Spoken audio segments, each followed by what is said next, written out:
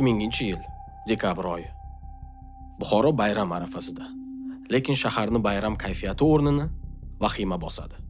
Shahar axlatxonalaridan inson tanasi bo'laklari topiladi. Bu oddiy qotillik emas.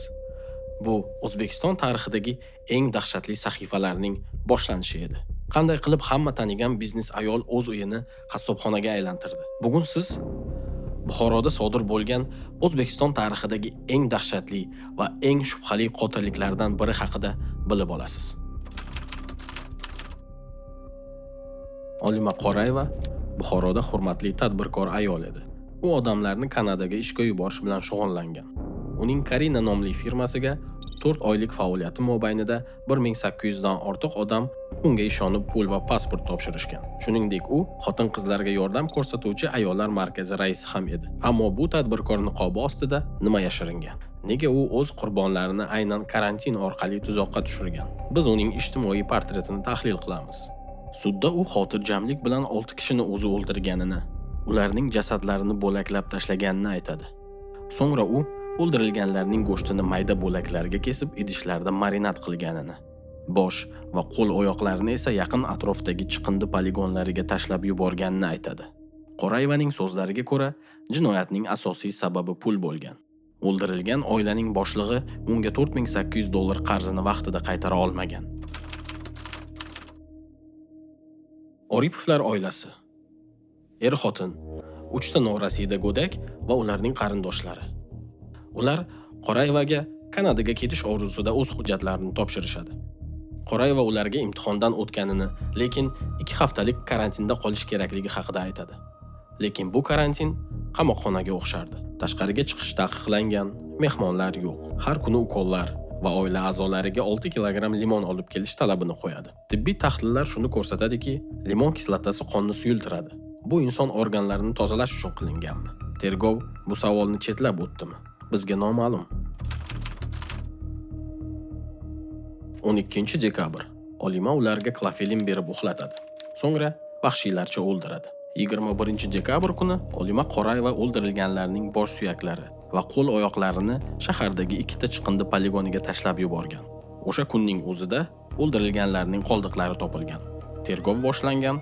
Bu esa militsiya xodimlarini Olima Qorayevaning uyiga olib kelgan. Olima Qorayeva sudda men ularning cho'ntaklarini tintib chiqdim, lekin $200 dan ortiq pul topmadim va jahlim chiqib, ularni o'ldirishga qaror qildim.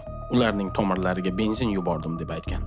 Ammo sud tibbiy ekspertizasi jasadlarda benzin topmaydi. Nega u bunday yolg'on gapirgan? Ekspertlarning fikricha, benzin yuborilgan tana a'zolari transplantatsiyaga yaroqsiz hisoblanadi. Qorayeva nima sababdan sudda benzin haqida ko'rsatma bergani noma'lum. Qorayevaning versiyasiga hech kim ishonmaydi. Na jabrlanuvchilarning qarindoshlari, na bu dahshatli jinoyat sodir bo'lgan Buxoro aholisi. Hammaning fikricha, Olima Qorayevaning sheriklari bo'lgan va qotillik organ transplantatsiyasi yoki kannibalizm maqsadida sodir etilgan. Uy ichida topilgan idishlardagi inson go'shti. Bu dahshatni tasvirlashga so'z ojiz. 13 yoshli qizning ko'rsatmasi, uning so'zlariga ko'ra, bu go'shtlardan ularga ovqat qilib berishgan.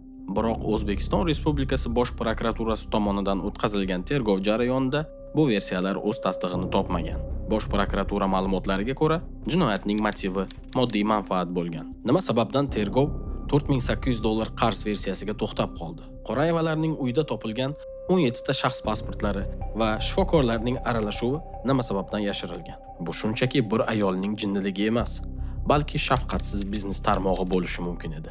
Jami sudlanuvchilar kursisida 12 kishi bo'lgan, ammo faqat Olima Qorayeva va uning 23 yoshli o'g'li Jayxun Qorayev 6 kishini o'ldirishda ayblangan.